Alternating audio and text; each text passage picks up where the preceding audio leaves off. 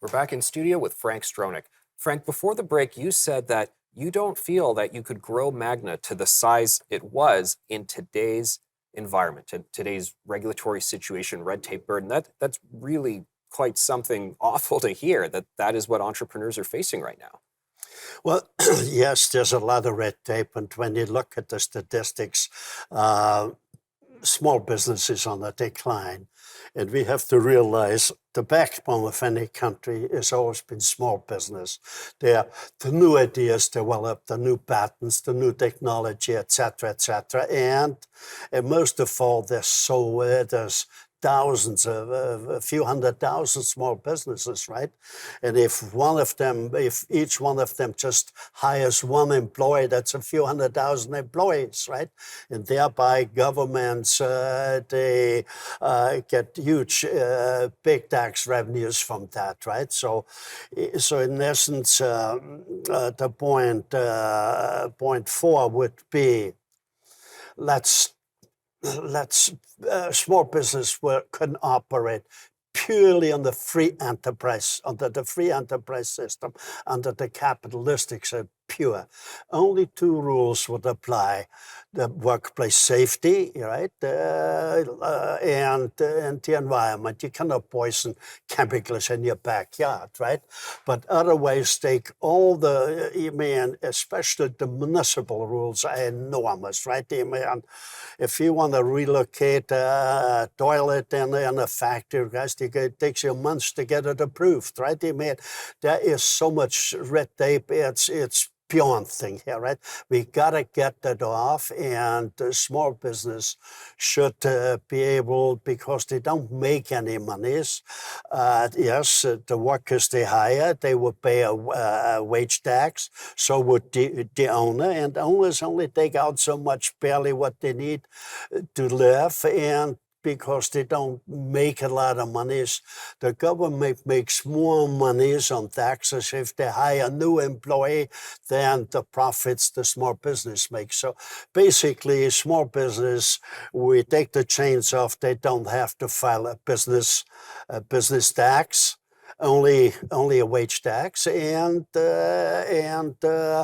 up to 300 employees, they can run it according to the capitalistic. When you start, what you have to do with your employees, et cetera, and be successful, right?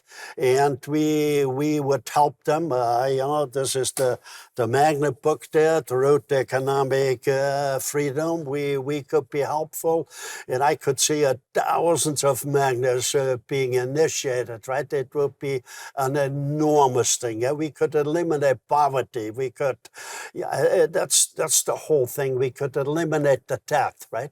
So that's very important that it should be small business. It's like a grassroots operation, right? They join but there is a certain discipline. The economic charter gives workers a right, but puts a discipline on governments. You cannot create debt, right? So it's very important I think small business could really be the driving force to get the economic charter going.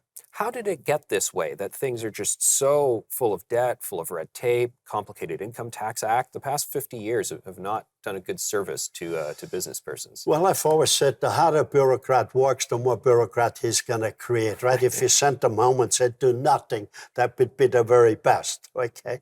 But yes, there are some rules, but you in a civilized way, you sit down to eliminate all the unnecessary rules. So you get the bureaucrats out, yes. You need private engineering companies which would stamp that the building is in good order. It could withstand snow load and wind shear, et cetera. So there's a lot of things we can get done where the bureaucrats have the municipal, that's the most, and then you got provincial and federal to get the bureaucrats out of the business, right? Okay, so that's an important, and it's got to be done in a very logical way and a very business-like way, and no pointing finger, no blaming. We gotta change the system. So, point five would be when business start to make money. They go, let's say, above 300 people. Point five in our economic principle thing would be you gotta share the profits with employees, because large businesses usually got institutions, you got shareholders, where there's no more affinity for the workers, right? So but let the small business grow from a small one to a large one, and then the business owners decide, do you want to be in a large business or have a number of small ones? We got to change the culture, right? When we look back, right, we made tremendous headway from the caveman to the computer man, but let's look way back when the tribes were, you had the hunters and the hunted, right? That was sort of thing.